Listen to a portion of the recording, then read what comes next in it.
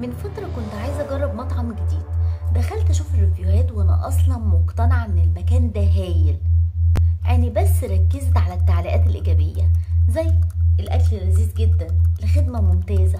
أما بقى التعليقات السلبية زي إن الأكل اتأخر، الدنيا كانت دوشة جدا في المطعم، الأسعار غالية ومبالغ فيها كأني ما شفتهاش.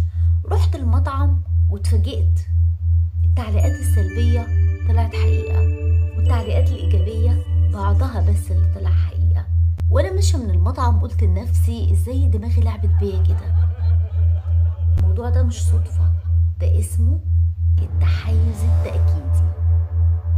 التحيز التأكيدي هو ميل طبيعي عند دماغنا إنها بتدور على المعلومات اللي بتأيد اللي احنا فعلا مؤمنين بيه، وتتجاهل وتضعف أي دليل عكس كده.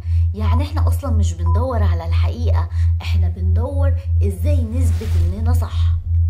في أمريكا الباحثين لقوا إن أي حد عنده توجه سياسي معين بيميل إن هو يتابع القناة اللي بتقول نفس رأيه، وكل ما يشوفها أكتر كل ما بتزيد يقينه وقناعته إنه صح وأي حد عكسه غلط. وده اللي اسمه غرفة الصدى. بتسمع صوتك بيرجع لك مرة تانية من غير ما تسمع أي أصوات مخالفة عن صوتك. بصينا بقى في حياتنا هنلاقي التحيز موجود حوالينا في كل حتة. المشجع المقتنع ان فريقه هو افضل فريق لو كسبوا هيقول ان احنا جامدين، ولو خسروا طبعا هيتهم الحكم ان هو ظالم. لو انت مؤمنة ان في وصفة معينة بتخسس اي بنت تخس يبقى ده دليل ان الوصفة دي صح. طب لو البنت ما خستش يبقى اكيد هي جربت الوصفة بطريقة غلط.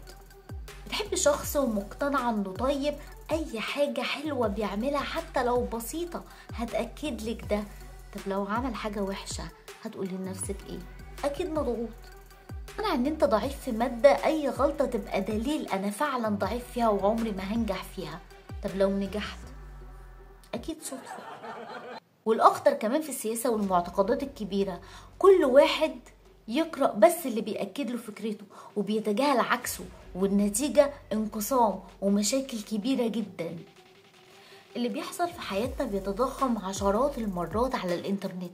مثلا اليوتيوب، لو اتفرجت على فيديو بيأكد فكرتك فيبدأ ان هو يجيب لك الفيديو اللي بعده واللي بعده هيأكد لك نفس الفكرة، وتلاقي نفسك جوه دايرة مغلقة او فقاعة. هو كتيرة نجحت بالطريقة دي، بتعرف الجمهور مقتنع بايه وتفضل ان هي تدخله محتوى يوم ورا يوم يثبت له ده، والجمهور مبسوط جدا لانه لقى حد اخيرا بيفكر زيه. بس الحقيقة هو بيقع أعمق في فخ التحيز التأكيدي. طيب الحل ايه عشان ما نقعش في فخ التحيز التأكيدي؟ أول حاجة ان انت تجرب ان انت تقرأ الرأي المخالف، مش علشان تغير رأيك، لأ عشان تفهم المنطق.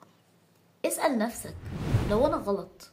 أول ما تلاقي نفسك بتتجاهل دليل اسأل هو أنا بعمل كده علشان الدليل ده مش مريحني؟